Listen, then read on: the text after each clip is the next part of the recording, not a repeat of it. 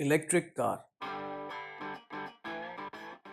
जब हम ये शब्द सुनते हैं तो हमारे सामने आती है एक स्टाइलिश, शांत और बेहद तेज चलने वाली कार।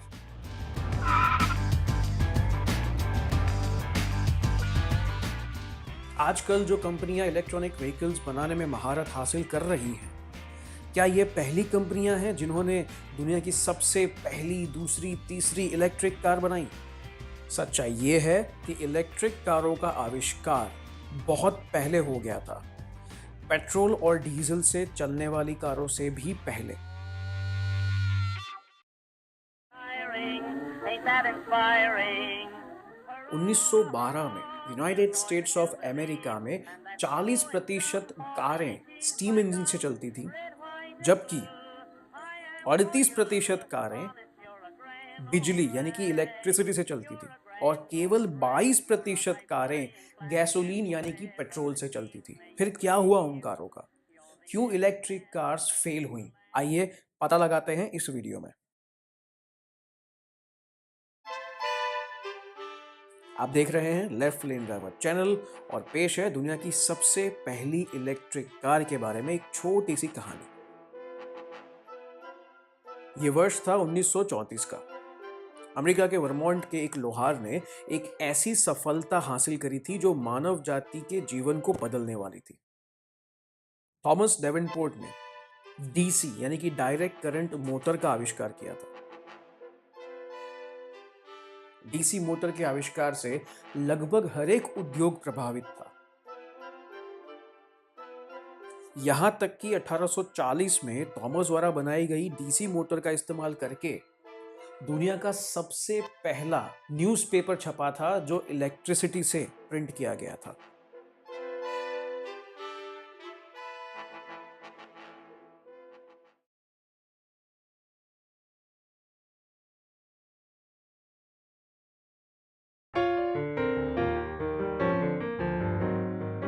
हालांकि ये समय वो था जब इलेक्ट्रिक कारें नॉन रिचार्जेबल गैल्वेनिक यानी कि प्राइमरी सेल से चलती थी, जिन्हें हम आजकल के पेंसिल सेल का पूर्वज गिन सकते हैं। और ये एक सबसे बड़ा कारण था कि उस समय की गाड़ियों की रेंज यानी कि माइलेज बहुत ही सीमित थी। और यही एक कारण था कि इलेक्ट्रिक गाड़ियों को शहर के अंदर उपयोग में लेने वाली गाड़ियों के रूप में देखा जाता था। साथ ही साथ ये उस समय की फीमेल ड्राइवर्स यानी कि महिला ड्राइवर्स में भी काफ़ी फेमस थी, क्योंकि इलेक्ट्रिक कार्स में ना तो हैंड क्रैंकिंग था इंजन को शुरू करने के लिए और ना ही गियर शिफ्टिंग था। ये चलाने में काफ़ी आसान हुआ करती थी। पर इलेक्ट्रिक कारों की ये इमेज बहुत ही जल्द बदलने वाली थी।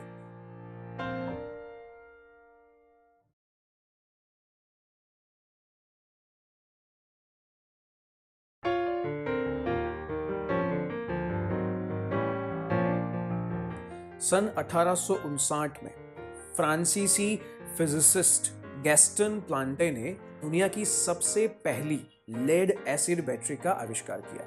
लेड एसिड बैटरी असाधारण रूप से ज्यादा पावर चार्ज को स्टोर कर सकती थी, जिससे इन गाड़ियों को और दूरी तक चलाया जा सकता था। ये गाड़ियां अब ज्यादा दूरी तक जा सकती थी। ये शांत थी, इनमें हैंड क्रैंकिंग की जरूरत नहीं थी, इनमें गियर चेंजेस की जरूरत नहीं थी और ना ही इसमें दुर्गंध भरा धुआं निकलता था। अब इलेक्ट्रिक कार का उपयोग लोगों के लिए ज्यादा इंटरेस्टिंग और जरूरी बन गया था। ये बहुत ही जरूरी जगहों पर भी इस्तेमाल होना शुरू हो चुकी थी, जैसे कि कोयले की खदानें, जहां पर ऑक्सीजन वैसे भी कम होता है। इन गाड़ियों का वहां उपयोग ज्यादा जरूरी हो गया था, क्योंकि ये चलने के लिए ऑक्सीजन का इस्तेमाल नहीं करती थी। अब वो बचा हुआ ऑक्सीजन खदान के मजदूरों के लिए इस्तेमाल हो सकता था।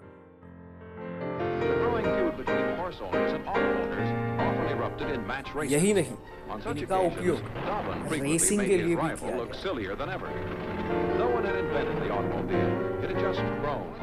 29 अप्रैल 1899 कैमिल जनात्जी ने 100 किलोमीटर प्रति घंटे की गति हासिल करके एक वर्ल्ड रिकॉर्ड स्थापित किया था। और ये रिकॉर्ड तोड़ने के लिए उपयोग की गई थी रॉकेट आकार की एक इलेक्ट्रिक कार, जिसका नाम था जमाइस कॉन्टेंट।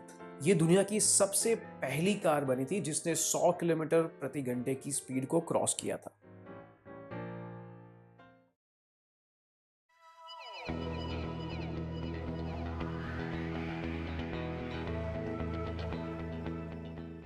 कुछ मैन्युफैक्चरर्स ने एक्सचेंजेबल बैटरीज से चलने वाली गाड़ियों का भी आविष्कार किया, जहां पर आप एक बैटरी को फुल्ली चार्ज करके गाड़ी में इंस्टॉल कर सकते थे, तब तक गाड़ी चला सकते थे, और दूसरी बैटरी तब तक घर पर चार्ज हो रही होती थी।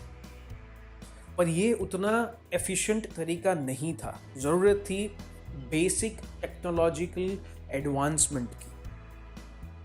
सन 1800 के दशक के अंत में और 1900 के प्रारंभ में इलेक्ट्रिक कारों की पॉपुलैरिटी और यूजेज ने सीमाओं को पार कर दिया था।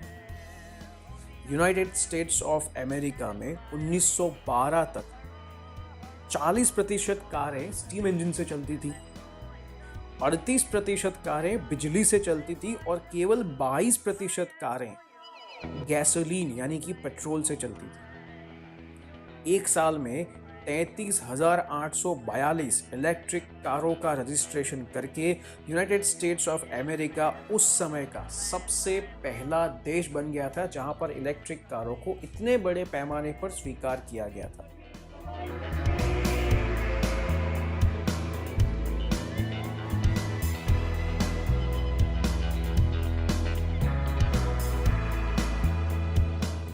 इलेक्ट्रिक गाड़ियां अमीरों के लिए एक स्टेटस सिंबल हुआ करती थी।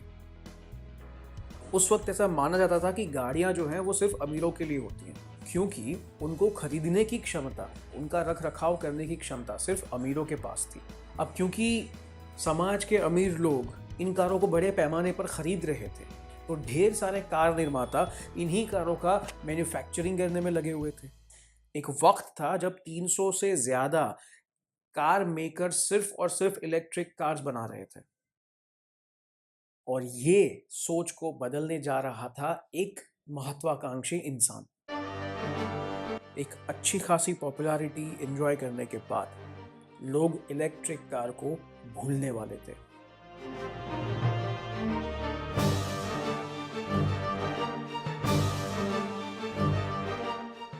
पैसेंजर्स और सामान को लाने और ले जाने के लिए सड़कों का अच्छा होना कोई भी डेवलपिंग कंट्री की इकोनॉमी के लिए भी बहुत ज़रूरी था, और इसीलिए ढेर सारे देशों की गवर्नमेंट ने अच्छी सड़कें बनाने में इन्वेस्टमेंट शुरू कर दिया। अब क्योंकि सड़कें अच्छी बन रही थी, लोग ज़्यादा दूरी तक जा सकते थे, पर इलेक्ट्रिक कार्स उसके लिए कैपेबल नहीं थी, और यही पहला कारण था कि लोगों को वापस ज़्यादा दूरी तक चलने वाली यानी कि पेट्रोल और डीजल से चलने वाली गाड़ियों का फिर से इस्तेमाल करना शुरू करना पड़ा। पर ये अकेला कारण नहीं था।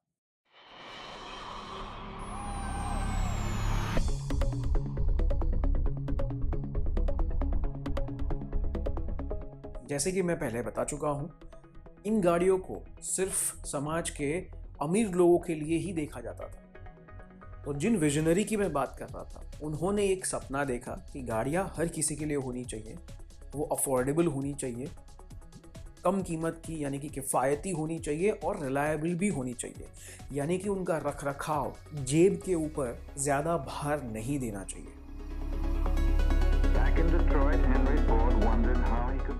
मिस्टर हेनरी फोर्ड, इन्होंने आविष्कार किया असेंबली टेक्निक का।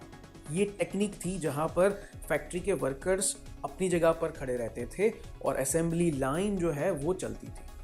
सुनने में ये टेक्निक काफ़ी आसान लग सकती है, पर उस समय ये बहुत बड़ा आविष्कार था, जिस आविष्कार ने ना सिर्फ ऑटोमोटिव इंडस्ट्री बल्कि हर एक प्रोडक्शन इंडस्ट्री में पॉजिटिव इम्पैक्ट डाला। इस टेक्निक की वजह से दो फायदे हुए। एक, गाड़ियों को बनाने की लागत काफ़ी कम हो गई, और दूसरा, गाड़ी बनाने में लगने वाला टोटल समय भी काफ़ी हद तक कम हो गया। बात करें अगर कीमतों की, तो उस वक्त इलेक्ट्रिक कार की कीमत थी $1750, जहां मूविंग असेंबली टेक्निक से बनाई जाने वाली फोर्ड मॉडल की कार का दाम था सिर्फ $260। ये दूसरा कारण था जिसकी वजह से लोग इलेक्ट्रिक से हटकर वापस आईसी इंजन कारों तरफ जा रहे थे।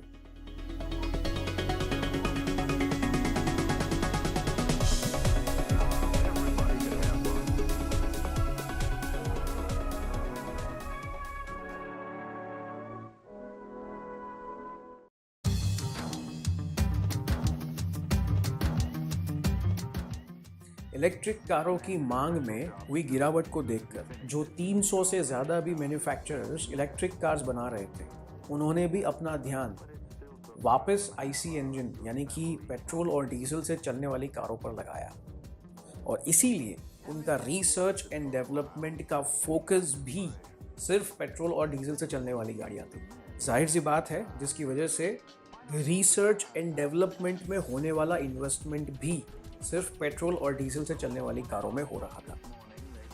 उस वक्त अगर इलेक्ट्रिक टेक्नोलॉजी को रिसर्च एंड डेवलपमेंट का फंड मिल जाता तो आज दुनिया शायद बहुत अलग होती।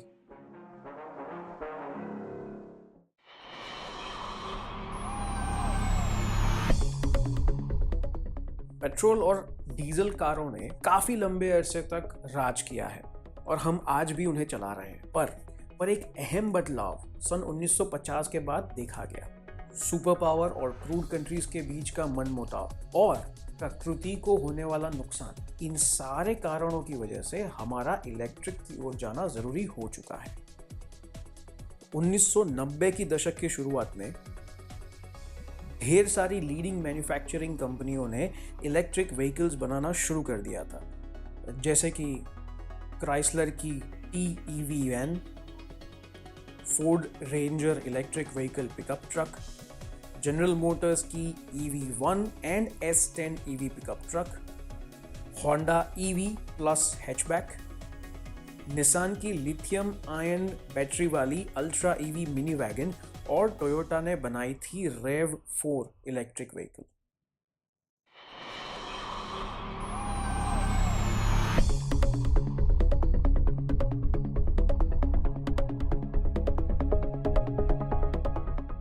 बीस साल बाद आज हम electric car, electric bike, electric motorcycle, यहाँ तक कि आजकल के हमारे ट्रक भी धूम्रपान छोड़ने के रास्ते पर है,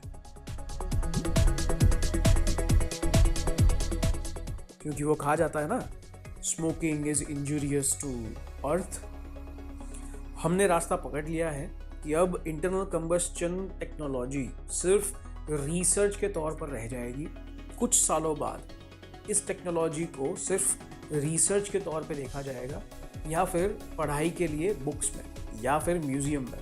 कमेंट सेक्शन में बताइए आप क्या सोचते हैं इलेक्ट्रिक मोबिलिटी के बारे में। ये वीडियो अपने फ्रेंड्स और फैमिली व्हाट्सएप ग्रुप में शेयर करने के लिए बिल्कुल सेफ है, इसे शेयर करिए। प्लीज़ इस वीडियो को लाइक करें और लेफ्ट लेन ड्राइवर चैनल को सब्सक्राइब करें। कुछ वीडियो शेयर कर रहा हूँ स्क्रीन के ऊपर, शायद आपको देखने में मज़ा आए। मिलते हैं अगले वीडियो में, तब तक के लिए हैप्पी मोटरिंग।